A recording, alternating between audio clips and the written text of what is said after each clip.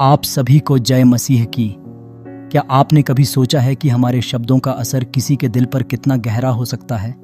यह कहानी है दो दोस्तों की, जिनकी दोस्ती पर एक छोटी सी गलती ने गहरा असर डाला, लेकिन परमेश्वर के वचन ने उन्हें दिखाया सही मार्ग। यह कहानी हमें सिखाएगी कि सच्चा प्रेम और करुणा कैसे रिश्तों को मजबूत बना सकते हैं। तो चलिए एक ऐसी कहानी सुनते हैं जो आपके दिल को छू लेगी और आपको सिखाएगी कि हमें दूसरों के प्रति कैसा व्यवहार करना चाहिए।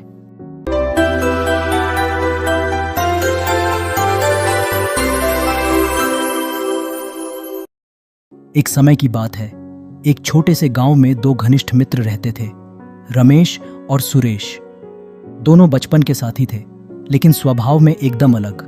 रमेश सख्त और स्पष्टवादी था, जबकि सुरेश शांत और विनम्र स्वभाव का व्यक्ति था। कहानी की शुरुआत। एक दिन दोनों दोस्त बाजार में गए। बाजार में सुरेश से एक छोटी सी गलती हो गई।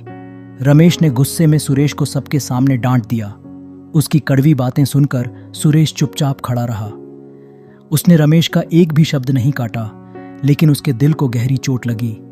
वह चुपचाप घर लौट आया और पूरी रात बेचैन रहा। दूसरी तरफ रमेश भी घर आ गया, लेकिन उसे अपनी गलती का एहसास नहीं था। रात को जब वह सोने से पहले बाइबल पढ़ रहा था, तो उसकी नज़र रोमियो 14 का 10 के वचन पर पड़ी। तुम अपने भाई पर दोष क्यों लगाते हो? परमेश्वर ही न्याय करने वाले हैं। इन शब्दों ने रमेश के दिल को झकझोर दिया। उसने महसूस किया कि उसने अपने मित्र को सबके सामने नीचा दिखाकर गलत किया है। वह रात भर सो नहीं सका और प्रार्थना करने लगा कि परमेश्वर उसे सही मार्ग दिखाएं। सुबह होते ही रमेश सुरेश के घर गया। सुरेश उदास बैठा था, लेकिन रमेश को देखकर हैरान रह गया। रमेश ने गहरी नम्रता के साथ कहा, सुरेश, मुझसे बहुत बड़ी गलती हो गई। मैंने तुम्हें सबके सामने डांटकर तुम्हारे आत्मसम्मान को ठेस पहुंचाई। मुझे माफ कर दो। बाइबल ने मुझे सिखाया है कि हमें दूसरों पर दोष लगाने का अधिकार नहीं है। हमें प्रेम और करुणा दिखानी चाहिए। सुरेश ने रमेश को गले लगा लिया और कहा, मैंने तुम्हें पहले ही माफ कर दिया था। हम मित्र हैं और मित्रता में प्रेम और समझ सबसे महत्वपूर्ण होते हैं। कहानी का अंत।